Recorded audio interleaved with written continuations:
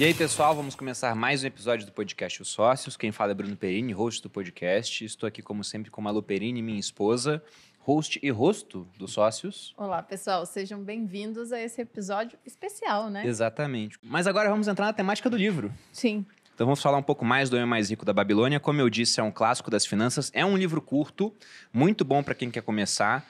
E um dos méritos desse livro é ser tremendamente simples. E justamente por isso ele é um clássico. Ele não aborda conceitos de maneira mais profunda, ele fica mais na parte superficial, básica, mas fundamental das finanças, porque afinal de contas é igual construir um prédio. Se você não tem uma boa fundação, simplesmente o prédio ele vai tombar, ele vai ruir. Então ele fala sobre essa parte fundamental. E ele evoca histórias antigas. O autor ele foi lá para a Babilônia, né, uma volta no tempo, e ele não pegou personagens históricos, mas personagens fictícios inspirados em pessoas que deviam existir na época. Então, quem prestava dinheiro, aquele que era um comerciante, aquele que começou como escravo, depois acabou liberto, um que fazia carruagens, fazia escudos. E dos nomes mais importantes da obra, entre vários personagens que aparecem, se destaca principalmente um chamado Arcade, que é o homem mais rico da Babilônia. E o interessante é que, no começo do livro, na primeira história, você tem um fabricante de carruagem chamado Bansir, que simplesmente se dá conta de que, por mais que ele trabalhe, ele não enriquece. Fala, nossa, eu sou bom no que eu faço, eu trabalho pra caramba e eu não vou pra frente. Aí ele lembra do amigo dele, que teve o mesmo começo que ele, que não era mais inteligente que ele e ficou muito rico, que era o Arcade. Aí ele vai atrás do Arcade para aprender lições fundamentais sobre dinheiro.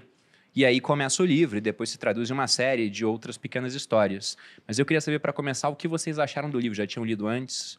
Essa leitura agora? O Bansir não é o cara dos camelos, cara? Ele é o construtor de É carruagens. o construtor de carruagens, o Bansir. Nossa, eu não lembrava. Tem um nome repetido, então. Qual que é o nome do cara dos camelos que foi escravo? É o típico TDAH, É a né? última que história não lá. consegue gravar o nome das pessoas. Não, Vou é pegar porque eu acho aqui. que o outro cara tem um nome bem parecido com esse mesmo. Como é que é o nome do cara? Esse último da história tem um nome bem... É da Basira. Tem- Não.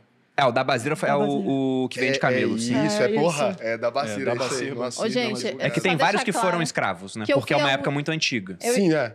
A tarefa deles era ler o livro. A minha tarefa era não ler. Então, por favor, vocês aprendam a me... Cada um no seu quadrado, né, Malu? Mas eu já tinha explicar lido o livro corretamente há o muito livro, tempo ali. por favor. Mas porque sabe se que a tiver gente tá confusão, falando, complicado. uma coisa que a gente tava conversando antes de começar até. A gente fica falando que, olha, é muito básico e é clichê, mas na verdade não é que é clichê, é que isso foi realmente, é o primeiro livro de educação financeira, pelo menos o primeiro que foi vendido em larga escala, né?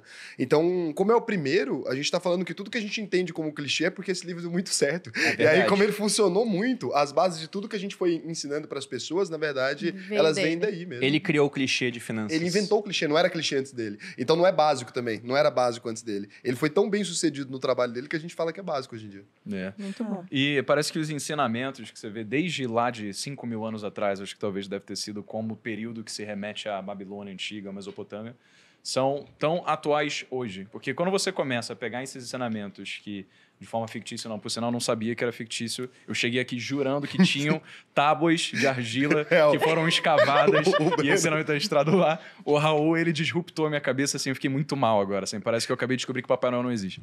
Sacanagem. Pois é, mas e são ensinamentos que são tão antigos e você vê que parece que os mesmos problemas que a gente tem hoje são os problemas que a humanidade teve há 5 mil anos, né? É como se a gente pudesse ter mudado a tecnologia, a forma como a gente vive, mas a psicologia humana jamais mudou.